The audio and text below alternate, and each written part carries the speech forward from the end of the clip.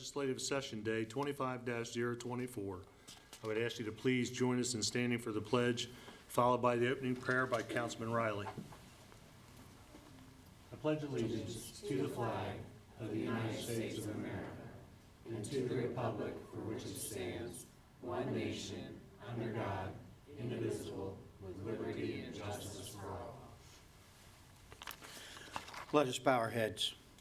Lord, may your goodness and love be present amongst us today. Bless us with unity, hope, and vision. Build us a deep respect for one another. We pray for vision. May your vision fill our lives as we seek to reveal your love. We ask that you wrap your loving arms around the Kirk family in their time of need, and we ask all these things in your name. Amen. Amen. Agenda item number 4, presentation of proclamations, National Recovery Month. Ms. Sottles, if you'll step down. And if we could welcome members of Homecoming, I believe, up front. Yes, ma'am. Whereas National Recovery Month is a national observance held every September to promote and support new evidence-based treatment and recovery practices, the emergence of a strong and proud recovery community, and the dedication of service providers and community members across the nation who make recovery possible. And whereas the theme for National Recovery Month 2025 is Recovery is Real, Restoring Every Aspect of Life, this year's focus emphasizes the possibility of recovery with the right support and resources. The observance promotes awareness, educates the public, and fosters community among individuals in recovery, their families, and supporters. And whereas Harford County supports everyone in their journey to enduring recovery and celebrates the success of people recovering from mental and substance use disorders and supports new treatment and recovery practices. Now, therefore, we, the County Council of Harford County, Maryland, on the 16th day of September 2025, do hereby proclaim National Recovery Month, September 2025, and thank our providers and citizens for their dedication to the health of Harford County community. Thank you.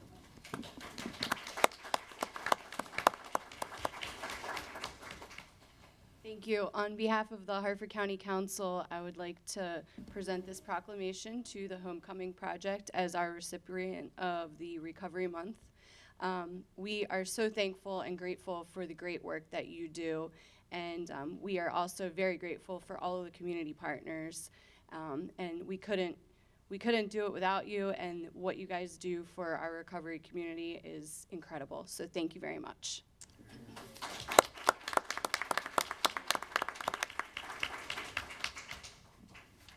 Hi, I'm Caitlin Shepard. I'm the Executive Director of Homecoming, and I would like to thank all of you on the council, everyone that came in support of Recovery Month and of Homecoming Project tonight. Like Jessica was saying, this isn't a solo mission, recovery in this county. All of us need each other. We have an amazing recovery community here in Harford County, and all of the providers help support each other. We are incredibly blessed to work with a lot of other amazing people in this community. Homecoming helps women in early recovery. We're a 9-month to a year-long program. We have programming throughout that year with case management, group life skills group, and individual counseling for all of the women in our program so they can develop those life skills and go out into the community and live productive lives in recovery. We're incredibly grateful for Harford County Council. Homecoming has been able to receive funding through the county for probably coming up close on a decade now, and we came to these meetings. I got to come as a resident when I was in the program about 12 years ago. So being able to be a part of the community, a part of the legislation in this community, and seeing the support from Harford County for the recovery in this community is incredibly special. And we are very, very, very, very, very grateful to all of you. Thank you so much. And thank you to everybody here as well.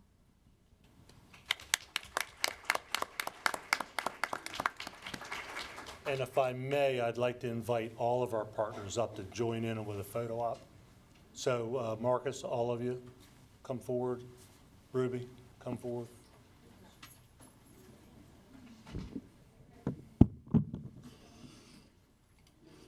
We could spread out on this end down here, it'd be great.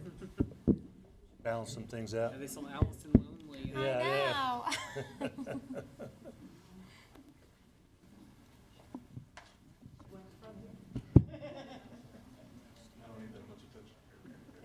And I have to tell you, if I may, with my time on the council, I've had an opportunity to see firsthand a lot of the great work that all of you do. And on behalf of all of us and all of Harford County, we appreciate the endless work that you do. Thank you.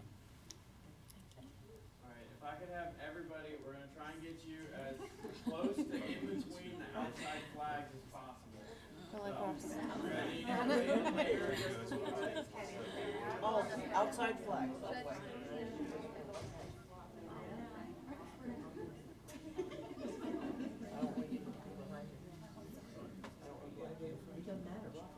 No. We can squeeze in a little bit. Another row.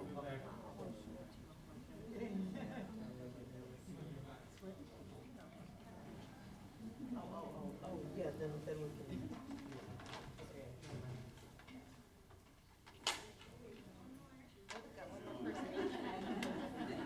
Can we get just a little more? Act like you like each other, come on.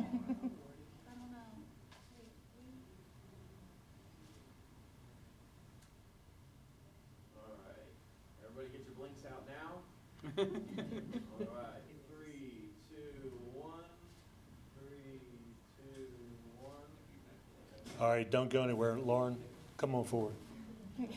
We're fortunate to have our new health director here as well. 3, 2, 1.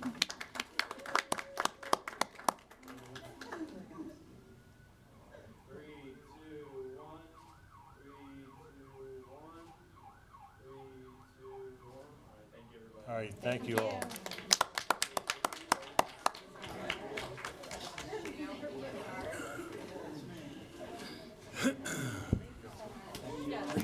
Absolutely. Absolutely. Good seeing you again. Marcus, appreciate you. I appreciate you. Yes. Thank you so much, guys. Oh, thank you. Thank you. Thank you. Oh, you're welcome, honey. Thank you.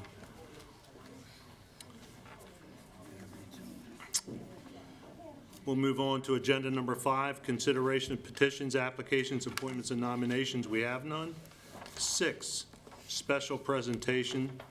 Council, we're fortunate enough tonight to have members of Voices of Hope, Ms. Peterson, and Jennifer, is it Turk?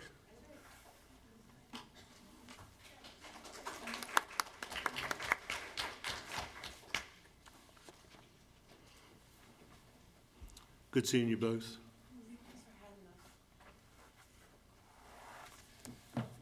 Pull your mics closer to you, please.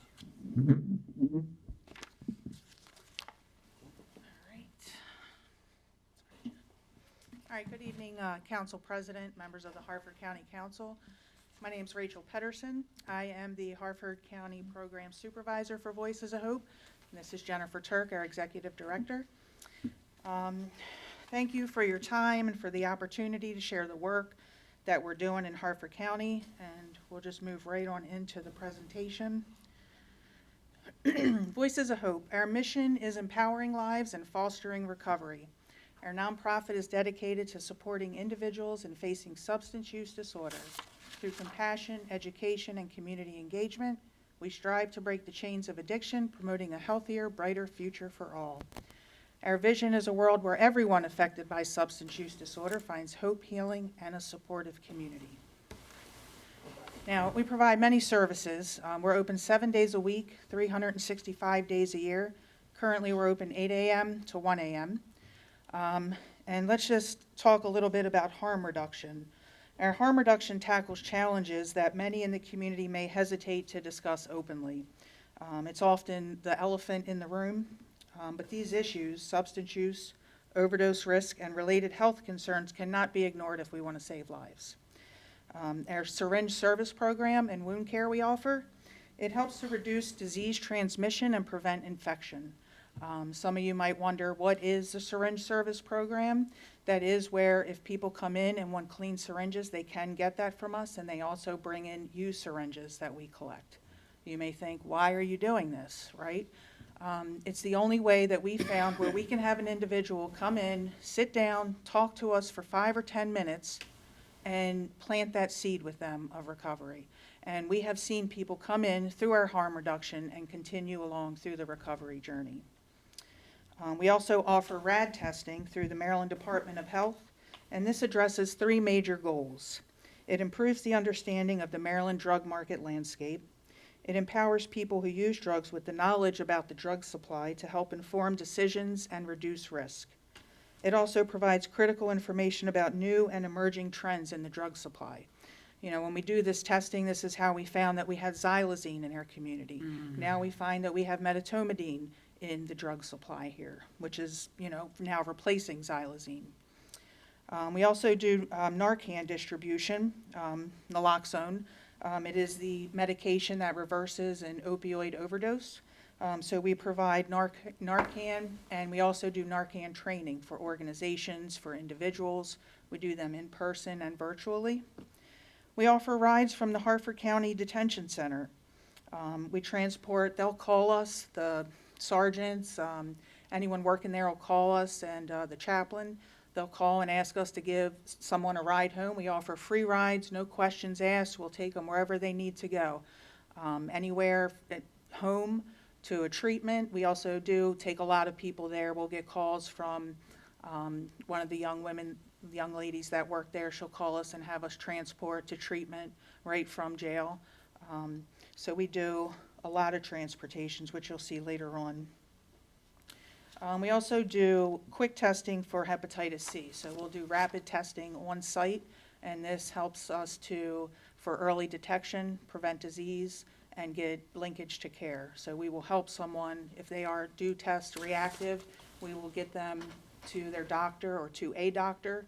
Sometimes we partner with Johns Hopkins University as well, and we do telehealth right in the office there, and then we'll connect them to the resources that they need. We offer recovery supports, and this is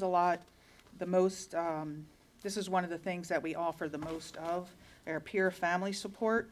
So our peers, who are people with lived experience, we have people who are in recovery themselves, family members and allies that work for us.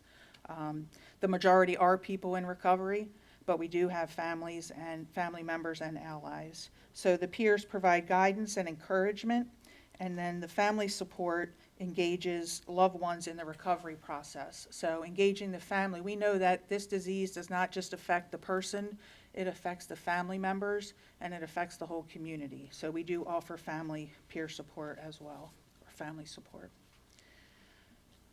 We have recovery house coordinations where we can connect participants to structured safe housing to maintain recovery.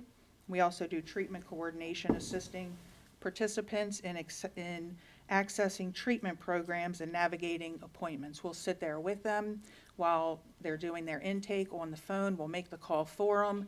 We're basically walking with them through this journey. So, you know, a lot of people come in, they're a little antsy. We'll sit there, we'll talk to them, we'll help them get through the questions. And then we also do recovery house funding. So we have done a lot of that this last year, and you'll see that later on in the presentation as well. We provide financial support for recovery housing. This reduces barriers and promotes stability for those in recovery. Something else we offer are life skills and practical supports. We help many of our participants get IDs, birth certificates, driver's license. We also assist with resumes, with job search, job applications, and we even transport to their interviews. At times, we provide clothing and professional attire for their interviews and for their work. If they might need black boots or, you know, dress slacks or something like that, we'll provide that for them. And this helps to address any barriers that often prevent people from maintaining employment and independent living. So recovery supports address the emotional, practical, and life skill needs. And these services help remove barriers, build independence, and create a strong foundation for long-term recovery. And we offer maintenance supports, which we talked a little bit about recovery housing. You know, we can help find them long-term stable housing for sustained recovery. We also offer CPRS and CHW training, which is Certified Peer Recovery Specialist and Community Health Worker training. A lot of people in recovery, They come out and maybe they have a record, or maybe they don't have any skills, but one thing they do have is lived experience, and they can come and work in this field and help other people. We also hold support meetings, recovery meetings. We have 5 meetings currently. We offer them Monday through Friday. We have Smart Recovery, we have Alcoholics Anonymous, Narcotics Anonymous, and we have ACA, Adult Children of Alcoholics, and we also have an all recovery meeting, which accepts everyone. We also offer emergency funding and provide financial assistance, as I stated, for clothing, but also for doctors, housing, food, and many other things. And the transportation we offer, back up, the transportation we offer is for rides to appointments, support meetings, and recovery services. We will transport anyone to their doctor's appointments, to their court, for their urinalysis that they need to get through, that they're ordered through the court. And we help with a lot of those transportations. Now here's some statistics for you. On average, here's our encounters by month. And an encounter is every time that we engage with a person. We usually document our encounters in our database. So our average encounters are 1,603 per month. So we engage 1,603, not necessarily people, because you'll see it is people, but it could be that one person more than one time. So unique people, individuals, 390 is the average per month. So with those two numbers, the average is 1,603 encounters and 390 unique people equals about 4 encounters per person per month.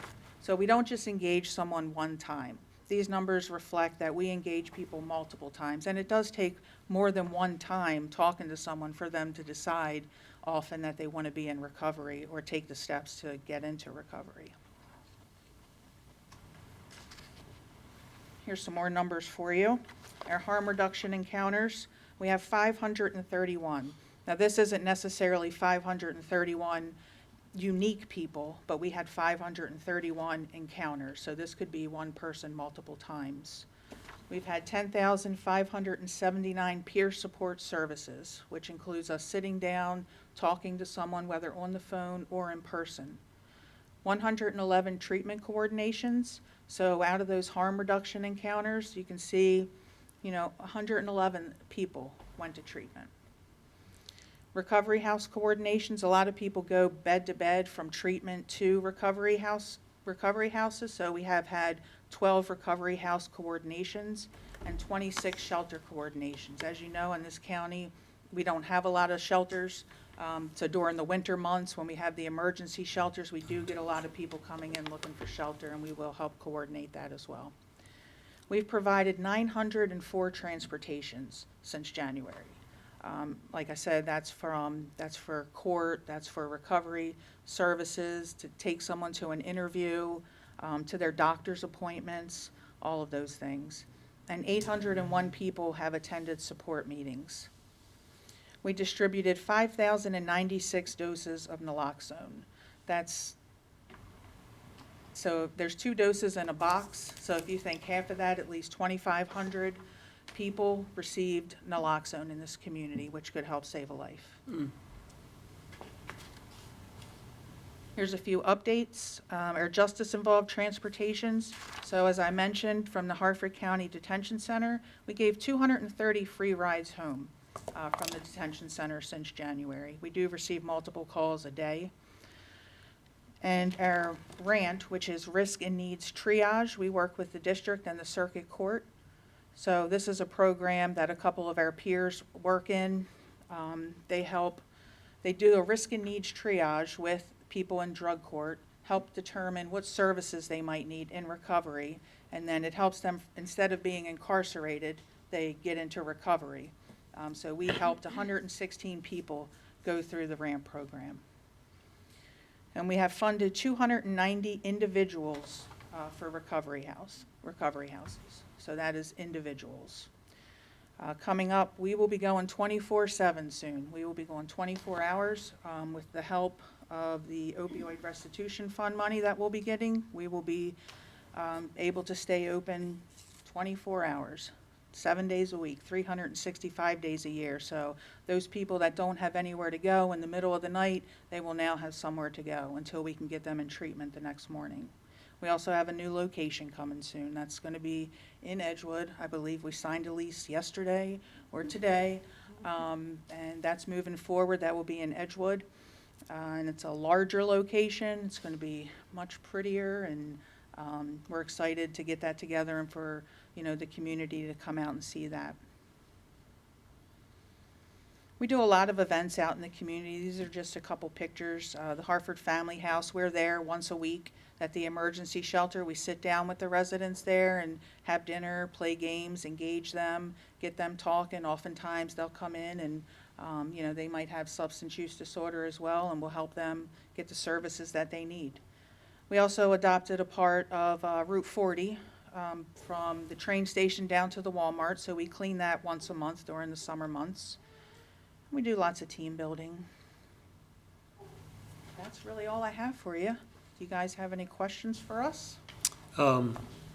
Thank you for your presentation, Rachel. Jennifer, do you have anything to add? Yeah, I'd love to add that, thanks, Rachel. Yep. That, Voices of Hope, our mission is to fill gaps that might be missing in the community, to keep people alive and safe. So by engaging with people who are actually using drugs, we can get naloxone into their hands. And by using people who have experience with recovery, they can be an inspiration and give people hope. And we just try to make friends with people at that stage, let them know what's available. And if we can keep the conversation going, we find that it leads to treatment and long-term recovery. We just try to connect people to the resources that already exist in Harford County. There's so many great ones, but how to get people to where they need to go. And, we have like a harm reduction approach, which means, to me also, is that when people get out of the jail, instead of being homeless, walking around, we make sure they get home so that there's less crime, going back to jail, or people get hurt. So we look at what's going on, we listen to what's going on from you and people in this room, and then say, well, how can we help until another organization can really fill that gap? So we're constantly changing and growing with, there's a lot of gaps, but there's a lot of resources. So it's just a matter of connecting them. I want to thank the Office of Drug Control Policy for the support that they give the recovery houses and the recovery community. Maryland Department of Health is our largest funder. We view our services as public health. We can pivot and look at different things that come up. Rachel talked about metadonine, which gives people seizures, and people are dying from sometimes not the overdose of the opiate, but from these side effects of these chemicals that are being put into the drug supply. So us being outside of government and treatment and being fully nonprofit, that means our services cost nothing to the people who access them, which means we do a lot of fundraisers and grant writers, and we're always accepting donations, but it allows us to pivot quickly to the needs of the community. So we really hope that you'll come visit us, especially at our new location in Edgewood, that you'll give us feedback about what you hear is needed, and maybe give us some guidance of what you think could help the community in a large view. And thank you for your time and the proclamation today. Really appreciate it. Well, thank you both for your presentation. And as I said here tonight, and I think back as Marcus as a much younger person, and your location in Aberdeen and Cecil County, it seems to me like your services have expanded over the years, which is great. You talked about encounters. Are the encounters or the people that you serve, is that number increasing as well? It actually has increased. As I was putting together this presentation, and every week I do a weekly report and I look at last year's numbers to this year, our encounters have actually doubled from last year. So we are having more encounters. Nice. Mr. Bennett? Hello, good evening. It's good to be with y'all. When I toured your facility 2 years ago, one of the things you talked about was the relationship that you had with Cecil County Sheriff's Office versus Harford County Sheriff's Office. Has there been any developments in that front to being able to work more in sync with each other to, do that work to get people connected with what they need. I would say no. There's been no change. I'll keep We bringing keep that trying, up. yeah, we keep trying. Because We do work with the municipalities quite a bit, but the sheriff's office, we have not quite yet. and that's what I was about to ask you about, because Aberdeen, Havre de Grace, and Bel Air now have social workers on site to support and get people connected with what they need. And I was wondering if you've We do had, work with them, yes. they just presented to us, what was that, I saw. last meeting? It was, what they're doing is really exciting, and I'm glad to hear that they're connecting with you all. Is there anything else, any other barriers that exist in Harford County that we can help lift as a council? And even if it's not in our purview, that we can just lift the need for others to be able to address? I mean, I would say just, if people come to you, if you know people, just, give them the resource, send them to us, and we'll be able to provide any resources or services that we can. And one thing I would say is that, everybody knows somebody that is either struggling, have struggled, passed away, or is in recovery. So many of us know people who've been sober or in recovery for long periods of time. And if more people would talk about that with each other, I think that would reduce the stigma, which prevents people from reaching out and even grabbing a box of Narcan. And so I think we can all do a little better with that. Thank you all. Ms. Imhoff? I would just want to thank you guys for being here. Because of my background as a trauma social worker, I actually have taken some of those 5,096 boxes of your Narcan because I still do partnerships with Maryland State Police and federal agencies to interrupt human trafficking stings on occasion. They'll bring a social worker out with them because sometimes they will speak to a social worker more than they speak to law enforcement. And I not only bring your Narcan with me to help save a life acutely, but I bring it because you guys put those stickers of your contact information on them. And I figure even if they're not ready to reach out for help that day, your number and your information is still there. And I've been in Harford County for a very long time, and in the last couple of years, I have seen you guys respond to various clients of mine at the hospital, in different shelters, and you guys have never disappointed us. And I just want to thank you guys for being here. Thank you. Thank you, Ms. Imhoff. Anyone else? I too want to thank you for your presentations this evening and for all the great work that you do throughout the county. And thank you for attending this evening. Thank you. Happy We appreciate Recovery your Month. time. Thank you.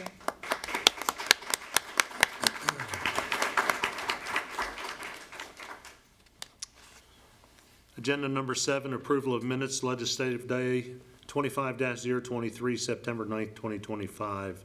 Are there any corrections to the minutes? There being no corrections, the minutes stand approved. 8, introduction and consideration of resolutions. We have none. 9, introduction of bills. Mr. Riley, please read Bill 25-011 into the record.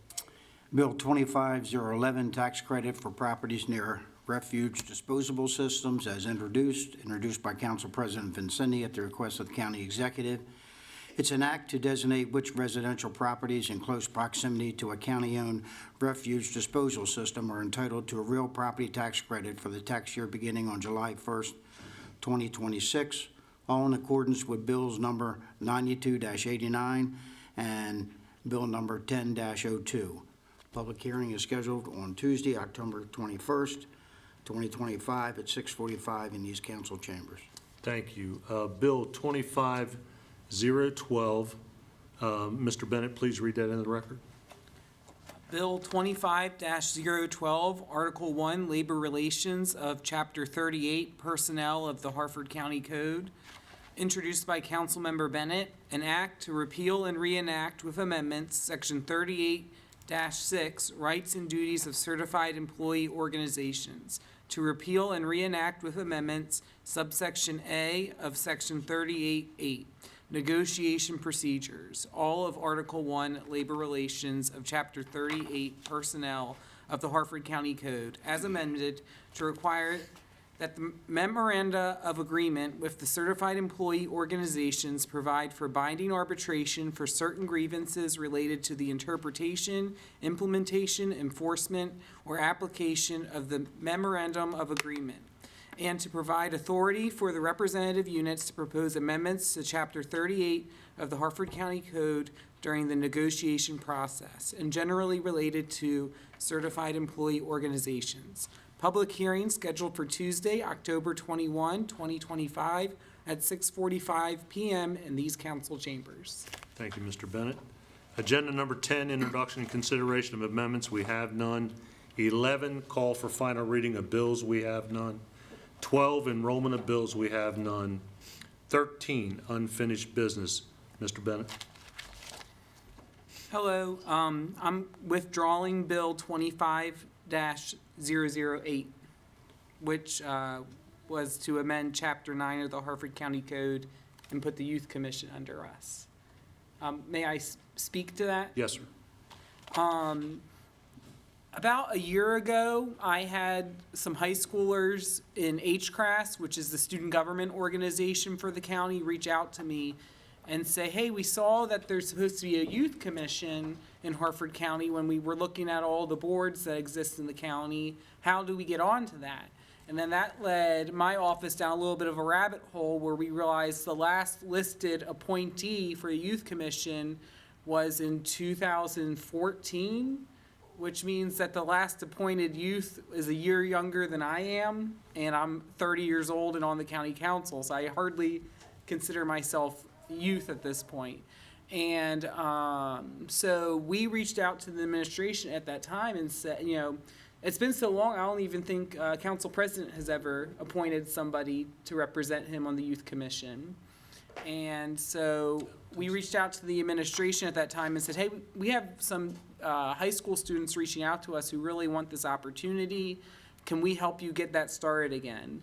And at the time, the representative of the administration had said that they just did not have the interest to be able to run it. And we had said, well, you know, we would be willing to jump in and help however we could, but didn't receive a response at that time. So we introduced the bill as a way to just take it over for the sake of having the kids have that opportunity.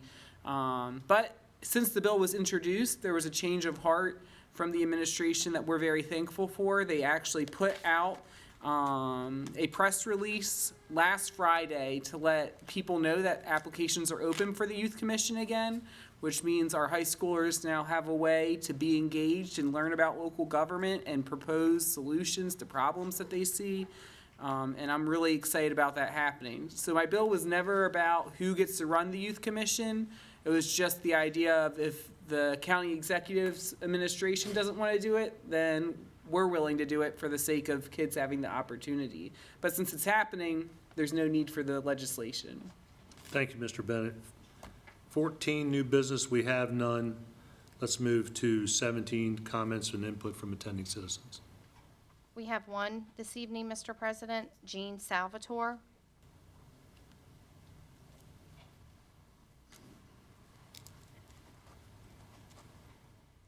Good evening, ma'am. Name and address, please. Hi, Jean Salvatore, 2007 Ruffs Mill Road in Bel Air. Thank you for letting me speak tonight, and I hope you all had a nice summer break. I just wanted to apprise you of what our organization, Shadow Cats TNR, has been doing this summer for the community.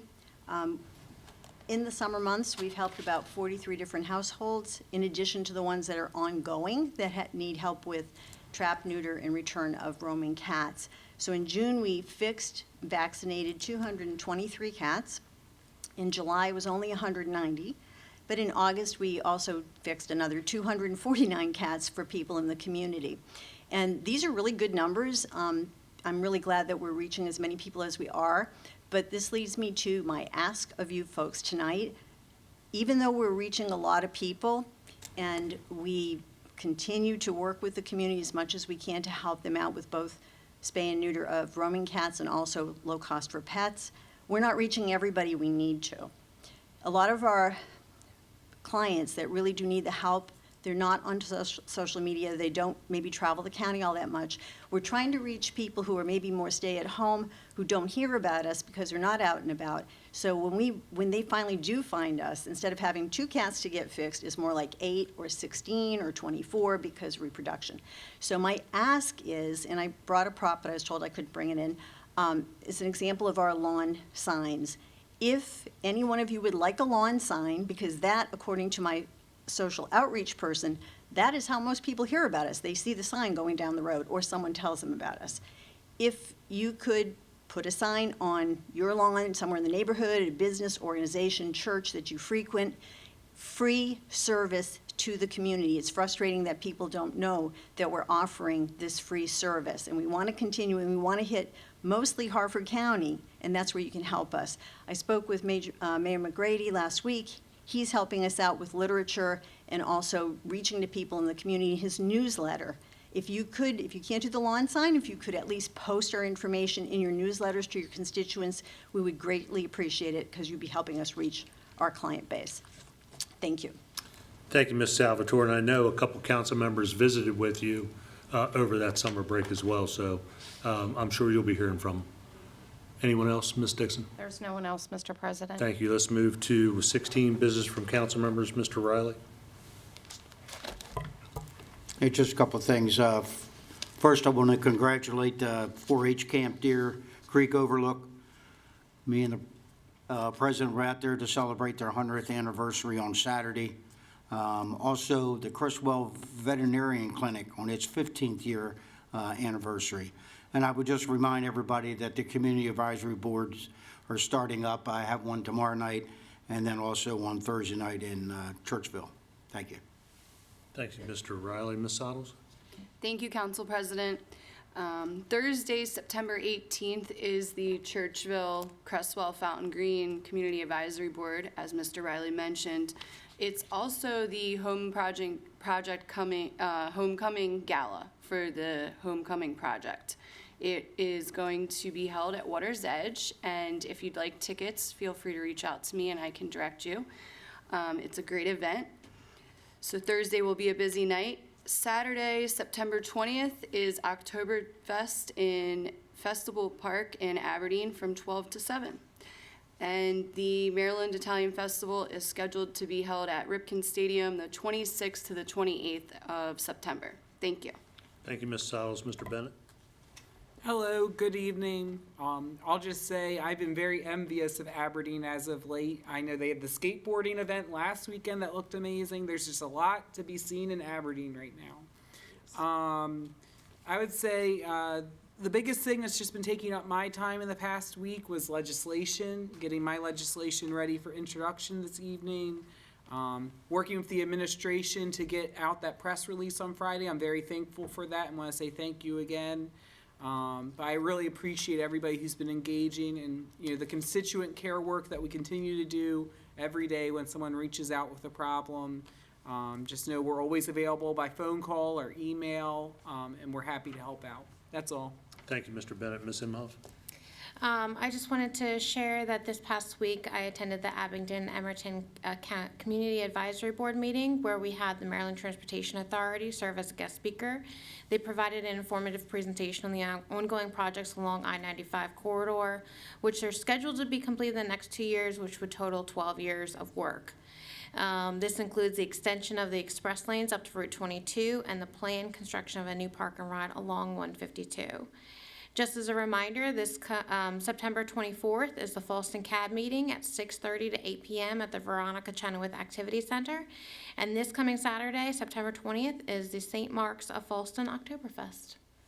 Thank you. Thank you, Ms. Imhoff. 15, business from the president. Mr. Riley spoke about the 4-H camp for their 100th anniversary. If you have not been there, I highly suggest you go. If you have an event that you need a venue for, I would suggest you check that out.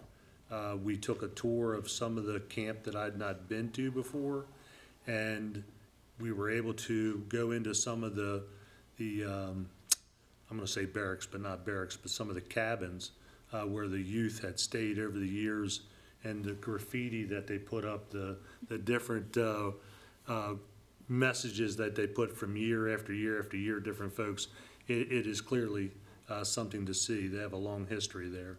And then also, Jeannie and I had the pleasure to attend the art show at the Armory for plein air and Maryland Art Center. Extremely well attended. We enjoyed it very much, and I think that's the second or third one I've been to, but look forward to attending in the future. So that's all I have this evening. We'll go ahead and adjourn this meeting.